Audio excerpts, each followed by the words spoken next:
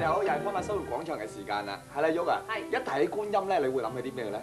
我就諗到咧觀音像好莊嚴、好慈祥嘅樣咯。而我咧就會聯想到嚟緊呢幾日咧有個畫展好特別嘅，就係以觀音咧嚟做題材嘅噃，而咧有成8幅咁多㗎。呢啲全部嘅畫咧都係出自我身邊呢位鍾兆良先生嘅手筆嘅。歡迎晒你，鍾生。Hello，鍾生係大畫家，你好。我咁講。係啦，鍾生啊，我發覺到咧今次咧呢個畫展嘅題材咧，你大部分就係用咗觀音像喎。咁究竟點解你咁喜歡用觀音像嚟做題材咧？同埋又即係你想喺呢個信息裏邊帶出啲咩嚟？其實咧就觀音只不過係喺我嘅繪畫嘅過程裏邊嘅一小部分啦。咁即係一個藝術家咧，我講話即係當佢嘅技法去到某一個階段嘅時間咧，佢就要借助某一個主題嚟到表達佢嘅技法，同埋佢嘅藝術感。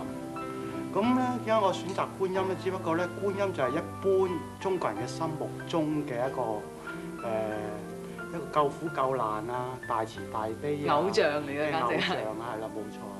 咁我就選擇咗嚟到表達啦。同埋咧，因為佢係人同埋神之間嘅一種即係嗰個叫般若上，般若上即係一個智慧上嘅溝通。咁我選擇佢咧就可以表達得比較可以廣泛啲啊，莊嚴少少啦，或者入世啲啊，或者甚至出世啲啊咁樣。咁我取嘅題材範圍就可以比較用得好廣。咁多題材啦，同埋咁多嘅形象裏邊咧，咁我就可以睇到，即係喺你嘅畫裏邊睇到出嚟。不如我哋一齊欣賞下你嘅大作啦，好唔好啊？呢一幅咧就係我比較早期啲嘅作品。咁我採自咧係比較印度嘅宗教色彩啦，同埋有部分咧就係敦煌嘅紅、藍、綠嘅色彩。咁我個面相啊都係取材自一個比較典型啲嘅宗教形式啦，但係又有近乎我哋中國嘅民間嘅一個連畫嘅特色。咁呢個咧就望落係比較係一個莊嚴之中嘅一個色彩。色彩好濃厚。係啦，冇錯。我係想用一個色彩光嚟到表達。咁呢一幅咧就比較係再遲少少啦，就係我用一個相咧就話男女嘅一個中性相，而嗰個三紋咧我係比較用一個花啲嘅三紋啊，咁都係比較嚟到想表達一個莊嚴華麗。你睇個個觀音個相咧就比較莊嚴啲，同埋嗰啲珠鏈啊嗰啲叫瓔珞咧，我係比較用一啲比較珍珠末啊，同埋一啲比較真金。加咗啲中國嘅一個礦物嘅顏料，磨咗嚟到勾繪而成嘅。顏色都係比較豐富啲。係啊，顏色都係，但係我話豐富之中，我都係一個紅色嘅，我哋中國人心目中嘅一個叫做莊嚴喜慶嘅主題。呢一幅咧，我哋叫做馬頭觀音。呢個咧就係相傳喺明朝咧，就係朱元璋嘅時期咧，比較苛靜啲。咁民間咧就做咗呢個觀音。呢個觀音咧，佢一般都係宗教嘅傳統色彩，而側邊嘅光咧，我係用咗一種比較唐朝形式嘅腐草啊，即係我中學。而嗰個相咧，你會睇到咧，正面咧比較慈悲為懷嘅，兩邊就好似有啲凶神惡煞啲喎個樣。係啊，兩邊咧就係我哋呢個碼頭就係佢化成一個叫做即係降魔伏妖相啊，係即係話叫做即係專降火一般側邊嚟嘅牛鬼蛇神啊咁講嚇。係民間嘅一種即係療癒字，即係比較係一種抒泄精神嘅一種繪畫嘅方式。咁我將佢變個色彩化同埋比較colourful 啲啦。係啦，鍾生你頭先就話呢啲係比較早期啲嘅觀音啊。咁呢啲同早期同遲啲畫嘅觀音有乜分別咧？佢早期我係採用一個宗教型，但係呢幅比較遲少少啦。呢幅咧就嗱，你睇到個相啊，一陣間翻嚟。嗰個相咧比較我哋係用一個人間啲嘅，而我採用嗰個色彩比較淡雅啲啦。你會見唔到我一般常用嘅紅色，但係個腳裏邊我係用咗紅同埋紫嘅蓮花，咁係有所表達嘅。紅色係代表感性，紫色係代表一個智慧嘅。咁而家我哋再睇翻嗱，我珠鏈啊同埋嗰個相，你睇個相係比較我係用得圓啲嘅相，係比較人上啲嘅一種慈悲人性化咗嘅一個智慧嘅，比較入世少少嘅。但係入世之中，我又即係用翻佢嗰個本身嗰個宗教形式上。呢幅都係比較係入世啲嘅。嗱，你會睇到呢一幅咧係飄飄欲仙一種黃嘅金雲啊咁樣，然之後飄落人間啊咁。其實就係即係與人打成一片嗰種感覺啊！嗰個相係表現得比較少女形態啲啊，人態啲啊。而我所用嘅色彩咧，都係一個比較黃色，我哋中國人傳統嘅高貴嘅黃色彩。我見到啲金係好似用啲真金嚟到勾個圖畫出嚟。係啊係啊，我啲雲啊同埋嗰個我係用一種真金嚟到勾嘅。點解會用真金咧？真金咧，因為係我哋中國嘅傳統話金係一種莊嚴啊、高貴啊。就連西方都好多時都係用金嘅。呢幅我係採得比較神話啲嘅形式嘅，取材自《西遊記》嘅一種即係題材嚟嘅嚇。係啊，觀音騎住一個湖嚟到普度眾生啊，嚟凡間啊咁樣嚇。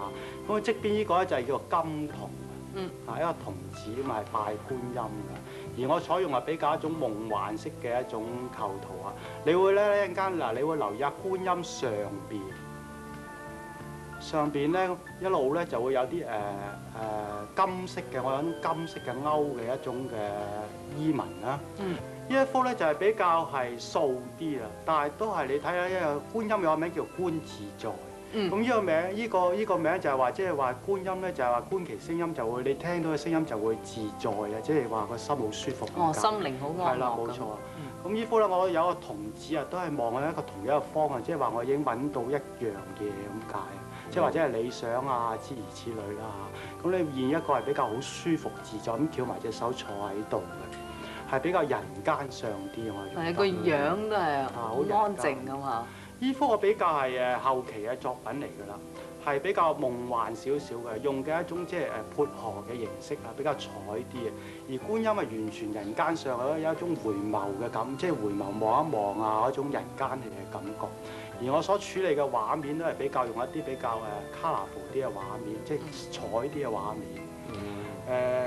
我仲見到有首詩喺度喎。係啊，嗰首詩咧，我係講話普陀河山上蓮花地，今日人間未可知，個係詩嬲尾嗰兩句嘅。即係話其實咧話人心目中嘅佛啊或者咩，其實人每一個人自己都係佛嚟嘅。咁呢一幅咧，我係叫做魚籃觀音。係取材自佛經嘅，但係我係將係現代嘅手法表達。我個畫法咧就係話比較現代感嘅少女形式，玩住條魚，嗰個叫做鯉魚。咁相傳呢條鯉魚咧就係話係觀音放生嘅，扮成一個魚女嚟到放生一條魚啊咁樣。《西遊記》啊神話故事都有咁嘅記載。咁而我嗰個採取嘅觀音嘅衫咧，都係比較係一個素啲啊。我見呢兩幅都係比較素色白色嘅啦，已經係冇開頭嗰啲咁色彩斑斕嘅紅色啊。我係已經比較想採取一個人間氣啲嘅表達。咁而呢一幅咧就係比較係水墨式形式嘅，係直情好人間嘅。呢個金童喺度玩緊啲池中裏邊有一種嗰啲捉緊魚喺度嚇。咁啊樓上面有一個瀑布啊，係採取一個比較清雅啲嘅畫法。而家觀音個形象都係比較係好少女形象咁樣嘅，直情係全部一種即係宗教意識喺度嘅。嗰啲咁嘅蓮葉都係比較係素啲啊。哇！今日真係開心啊，大開眼界啊！多謝晒啊，鐘生，多謝你，多謝。係啦，咁啊，鐘生，我知道咧，你咧就即係好開心啦，你就即席揮毫咧就話送張畫咧就俾我哋方太生活廣場嘅觀眾喎。咁啊，麻煩阿鐘生過去準備下先。好啊，準備下先啦。唔該晒，多謝。咁我睇下鐘生咧嘅大作都差唔多完成啦。哇！真係好靚。阿鐘生蓋翻個章先。呢一幅咧就係鐘生嘅大作，係送俾我哋方太生活廣場嘅喎，真係榮幸啊！亦都係一幅觀音嘅畫嚟嘅。好，完成啦，多謝晒你啊，鐘生。咁我哋睇俾觀眾睇一睇先。哇！呢幅畫係有冇提名叫咩名啊？我哋叫水墨觀音啊，係一般即係民間嘅供奉嘅形象。不過我處理就係純以呢個新派水墨嚟去處理。咁我提咗寫係方太生活廣場揮毫嘅，係送俾你亞洲電視方太生活廣場。多謝晒，多謝晒，多謝晒，鐘生，多謝。